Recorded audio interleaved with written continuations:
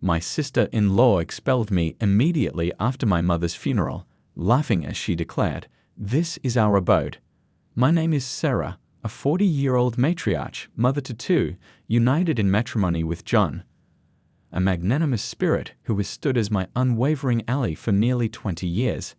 Life's journey has been strewn with turbulence, yet I've always affirmed that it's the companions along the way who rendered the voyage endurable. That was until my brother Tom decided to commandeer the expedition. Tom, my sibling 8 years my junior, is a maelstrom of poor decisions and distorted priorities. He is the sort who presumes the cosmos owes him affluence. Mother consistently believed he'd evolved beyond this, but at 32, he remains the family's perpetual enigma. It was a Sunday, the kind that invites familial assemblages at Mother's residence. Her house was our sanctuary, a repository where childhood memories lingered in every corner. As customary, John, the children, and I were present, savoring Mother's feigned roast and her anecdotes from eras we'd only knew through her stories. That's when Tom intruded like an unforeseen tempest. The door slammed against the wall as he sauntered in, a self-satisfied grin etched upon his countenance. He was not alone. Clinging to his arm was a young woman barely out of her teenage years, her expectant belly prominently displayed in attire more suited for a nightclub than a family luncheon. John choked on his tea.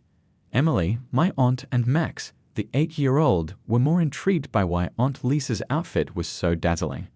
"Family, meet Lisa, my fiancée," Tom proclaimed, as if unveiling a prize. Mother's fork clattered onto her plate. "Fiancée? Tom, we've discussed this." Lisa tossed her hair and shot us a glare that could curdle milk. "Yeah, we're tying the knot, and this little guy," she patted her abdomen, "is Tom Jr." Silence enveloped the room. One could hear the clock's pendulum swing.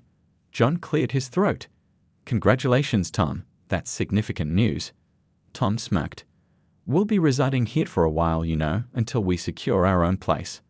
Mother attempted a smile, but I perceived the unease in her eyes. It was akin to watching someone pitch a tent at the edge of a precipice. That evening, after the children were asleep, John and I conversed. "Sarah, your brother, he's not just irresponsible. He's exploiting your mother," John asserted. I knew he was right. Tom was a whirlwind, and we were all in his path.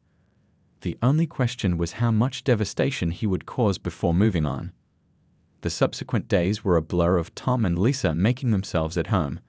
Lisa transformed the living room into her personal lounge, her feet perpetually propped on Mother's antique coffee table. Tom squandered his days on his phone, laughing at things no one else found amusing. Mother was scurrying to accommodate them, preparing meals, tidying up after them, never receiving a word of thanks. It was like observing someone gradually deflate.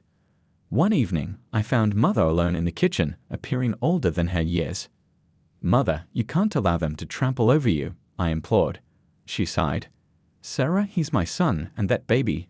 I can't turn them away." I longed to scream, to tell her she was being manipulated, but I restrained myself. Family is complicated, and sometimes love means overlooking flaws, even when you shouldn't. That's how it began, our new normal. Tom and Lisa, the ungrateful occupants, and the rest of us endeavoring to maintain harmony in a house that suddenly felt suffocating. Little did I realize this was merely the calm before the storm. Coexisting with Tom and Lisa appended our lives. Each morning commenced with Lisa's loud complaints about her backaches or cravings. She'd saunter into the kitchen, still in her nightclothes, demanding breakfast as if she ruled the place. "Sarah, whip me up some of those pancakes, will you?" "The baby's craving them," she'd say, devoid of any courtesy. I clenched my teeth, striving to remain composed. "Certainly, Lisa. Let me just prepare Emily and Max for school first." Tom was equally unhelpful. He'd be sprawled on the couch, his feet on the coffee table, engrossed in his laptop or gaming. "Hey, when's breakfast?" He'd holler, not even bothering to look up. Mother endeavored to be the peacemaker. "Sarah, they're just young. Remember how we were." I wasn't conceding. "Mother, we never behaved like entitled brats." But she waved me off, scurrying to attend to them like a servant. Matters deteriorated as Lisa's due date approached. She left chaos in her wake, dirty dishes piled high, laundry neglected, and there she'd be, on the phone, gossiping incessantly. One day, I snapped. I discovered her in the living room, her feet yet again on the coffee table, chatting loudly with a friend. And then I told Tom we need a new car, something safe for the baby, you know. I marched in. Lisa, this isn't a hotel. You can't expect everyone to clean up after you. She rolled her eyes. Relax, Sarah. I'm pregnant, remember? Tom finally interjected. Sarah, ease off her. Can't you see she's carrying my child? I retorted, being pregnant doesn't give you a free pass to be slovenly, Tom. Mother entered, wringing her hands. Please, let's not quarrel. It's not good for the baby. I looked at Mother, her face drawn and weary. This isn't right, Mother. You're wearing yourself out for them. But she wouldn't listen. They're family, Sarah. What can we do? The days dragged on. Tom and Lisa would vanish for hours, leaving Mother to clean up their mess. They'd return with shopping bags, laughing about their day out. One evening, I overheard them planning an extravagant wedding. We need the best, darling. It's our day, Tom said, his arm around Lisa. Lisa giggled. Of course, and your mom can help with the expenses, right? I couldn't believe my ears. I confronted them. You're planning a wedding you can't afford and expecting Mother to pay for it. Tom shrugged, indifferent. Why not? She's got the money. I was incensed. You can't keep using Mother like your personal bank, Tom. But my words fell on deaf ears. They just laughed and continued their planning, leaving me fuming.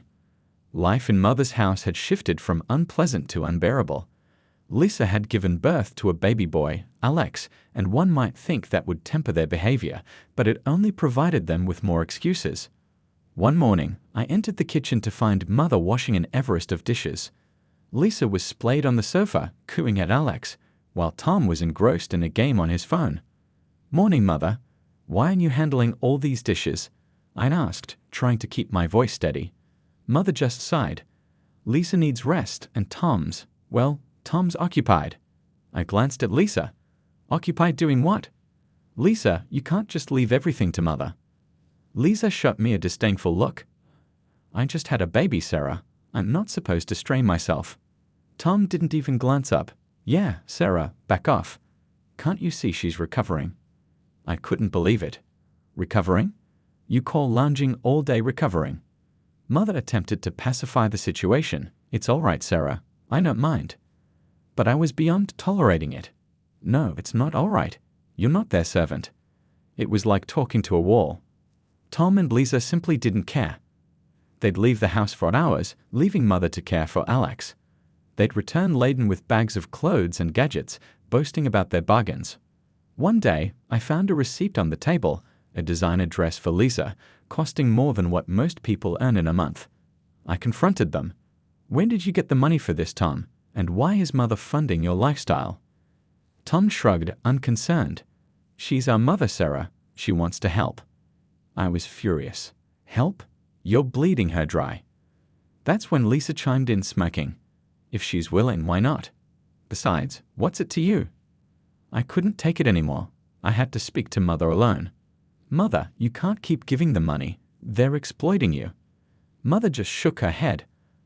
I can't turn them away, Sarah, especially not Alex.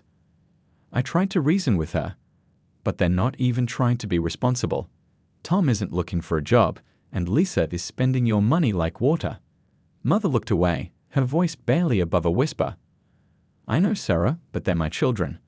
I have to support them. I felt helpless, watching my family fall apart.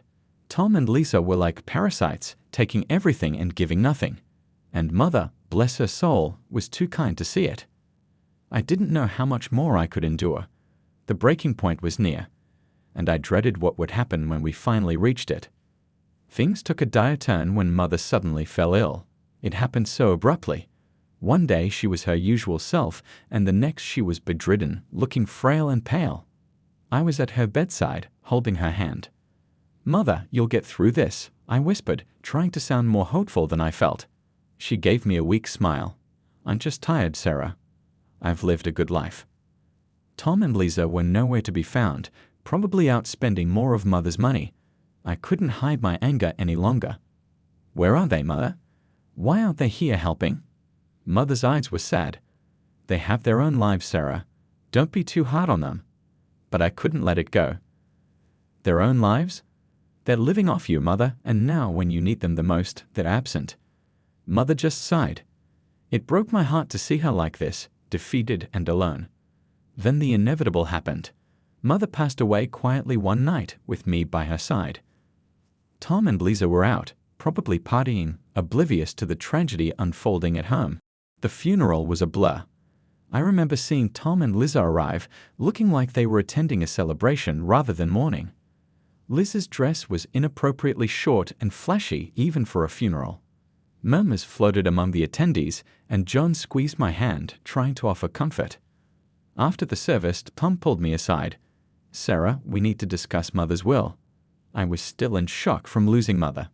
"Not now. Can't this wait, Tom?" He was insistent. "No, it can't. I know she left the house to me. We need to sort this out." I couldn't believe his audacity. Mother just died. Can't you show a shred of respect? But Tom was relentless.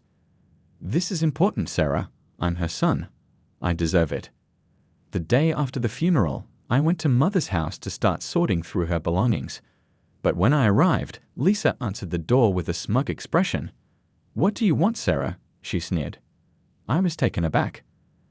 "I came to collect some of Mother's things." Lisa laughed, a cold, harsh sound. "Oh, you didn't hear. This is our house now. Tom inherited everything." Tom appeared behind her, grinning. "Yeah, Sarah, Mother changed her will. The house, the money, it's all mine." I felt a surge of anger and disbelief. "You're lying.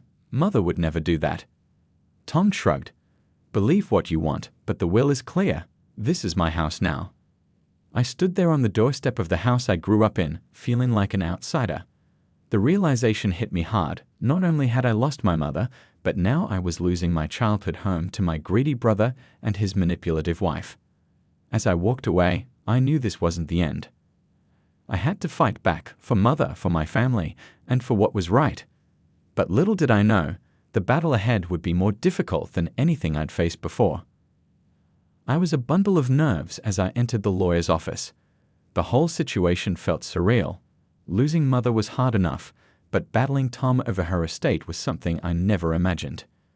The attorney, Mr. Jacobs, was an old family friend. He looked up as I entered, his face solemn. "Sarah, my condolences. Let's get down to the matter at hand." I nodded, trying to steady my voice. "Mr. Jacobs, Tom claims Mother left everything to him. That can't be right." Mr. Jacobs shuffled some papers. "Well, let's review the will." Tom and Lisa walked in just then, exuding smugness. Lisa gave me a triumphant smirk. "Ready to admit defeat, Sarah?" I ignored her, focusing on Mr. Jacobs. He cleared his throat and began reading the will, my heart pounding.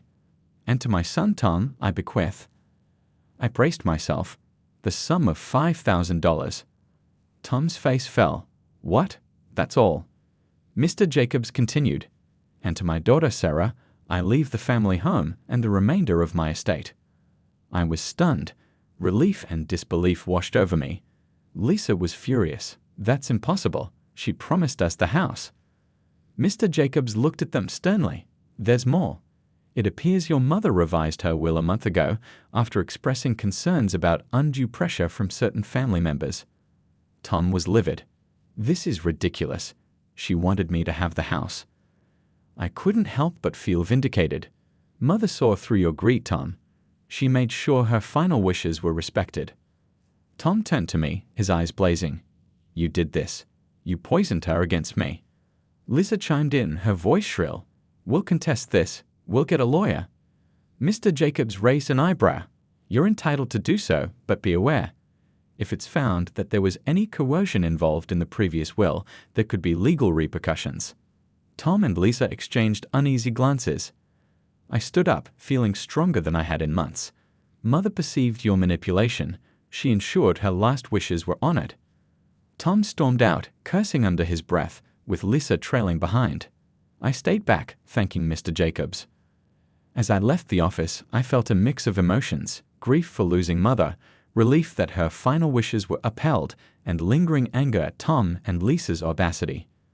It was an ordinary afternoon when Tom barged into the house, his face flushed with anger and disbelief. $100,000 for you and a measly $5,000 for me. "How is that fair, Sarah?" he shouted. I was organizing some of Mother's papers, but his outburst made me pause. "Tom, that's what Mother decided. You know she always had her reasons." He slammed his fist on the table, making me flinch. Reasons? What reasons could she possibly have to shortchange me? I took a deep breath, trying to remain calm. "Perhaps because you and Lisa have been draining her resources for years." Tom's face contorted with rage. "We deserve that money." That's when I found it, tucked away in a drawer, a letter from Mother. Her handwriting was unmistakable. I pulled it out and began reading. Tom's eyes were fixed on me, a mix of curiosity and dread. "What's that?" he demanded. "It's from Mother," I said, my voice steady. "She explains everything here." The letter detailed it all. Mother had originally allocated $100,000 each for Tom and me, but as Tom and Lisa's demands escalated, she started deducting from his share. I looked up at Tom, his face a portrait of shock. "By the time she wrote her last will, you'd already received $95,000, Tom. There was only $5,000 left." Tom staggered back as if struck. "No, that can't be true." I felt a surge of anger. "It's all here, Tom.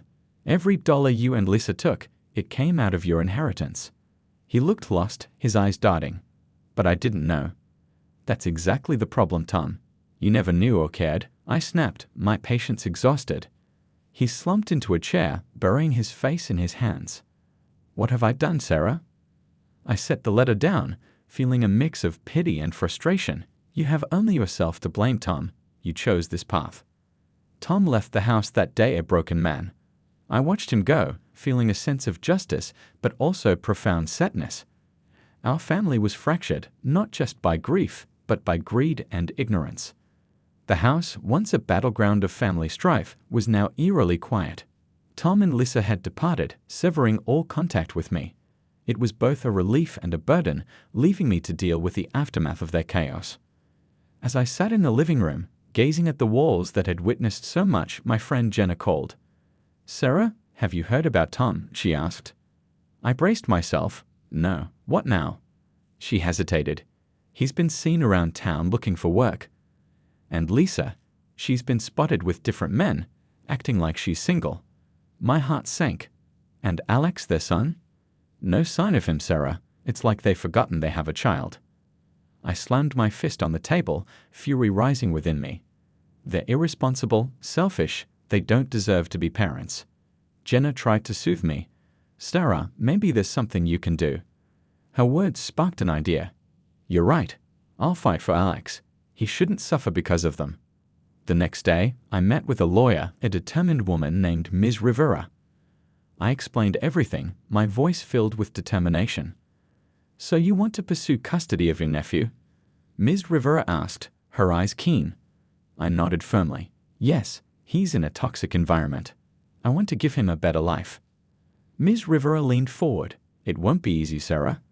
But if you're willing to fight, I'm with you." I felt a surge of resolve. "I'm ready, whatever it takes."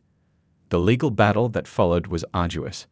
Tom and Lisa were unpredictable, sometimes cooperative, often hostile. But I didn't waver. One evening, after a particularly grueling day in court, John enveloped me in his arms. "You're doing the right thing, Sarah. It's hard, but it's right." I leaned into his embrace, exhausted yet hopeful. "I just want Alex to be safe, to have a family that cares." The day the judge granted me temporary custody of Alex was bittersweet. He was a sweet boy, confused and scared, but he gradually opened up to us. Emily and Max adored him, and he brought a new kind of joy into our home. Tom's reaction was a mix of anger and resignation. "You've taken everything from me, Sarah," he said. I faced him, my voice unwavering. "I'm protecting Alex, something you should have done." As Tom walked away, I realized our relationship might never heal. But this wasn't about us. It was about a little boy who needed a stable home. Life with Alex was a new chapter. There were challenges, of course, but also laughter and love. He was becoming an integral part of our family, and I was determined to make it permanent. Reflecting back, I knew I'd made the right choice. It was time for new beginnings for all of us, an opportunity to heal, to grow, and to build a future filled with love and stability. The house, once a reminder of family discord, was now filled with laughter and the pitter-patter of little feet. Alex had become a cherished member of our lives, his presence a constant source of joy and wonder. One evening, as we tucked him into bed, he looked up at me with innocent eyes. "Aunt Sarah, will I stay here forever?" I smoothed his hair, my heart swelling with affection. "Yes, Alex, you're part of our family now." He smiled, his tiny hand gripping mine. "I love it here. Emily and Max are fun." I kissed his forehead. "We love having you here, sweetheart." As I left his room, John was waiting, a proud smile on his face. "He's really settling in, isn't he?" I nodded, feeling a profound sense of fulfillment. "He is. We're giving him the life he deserves." The following day, I received a call from Ms. Rivera. "Sarah, it's official. The court has granted you full custody of Alex." I nearly dropped the phone, tears of joy welling up. "Thank you, Ms. Rivera. Thank you for everything." After hanging up, I shared the news with the family. Emily and Max cheered, hugging Alex in a group embrace. Even John was misty-eyed. "We're a family," John said, his voice thick with emotion. "A real, complete family." The journey had been long and fraught with obstacles, but we emerged stronger. I thought about Tom and Lisa, wherever they were. I hoped they'd find their way, but my focus was now on the children, our family. In the months that followed, Alex thrived. He was no longer the timid boy we first met. He was confident, happy, and loved. One day, while we were all in the garden, Alex came running to me, a dandelion in his hand. "Look, Aunt Sarah." I made a wish. I crouched down to his level. "And what did you wish for?" He grinned, his eyes sparkling with innocence. "I wished we'd all be together forever." I hugged him tightly. "That's the best wish, Alex, and it's already come true." As I looked at my family, I felt an overwhelming sense of peace. We had weathered the storm and emerged stronger. Our future was bright, filled with hope, love, and the promise of new beginnings. This was our story, a testament to the resilience of family and the power of love. It was a future brimming with hope, and we were ready to embrace it wholeheartedly.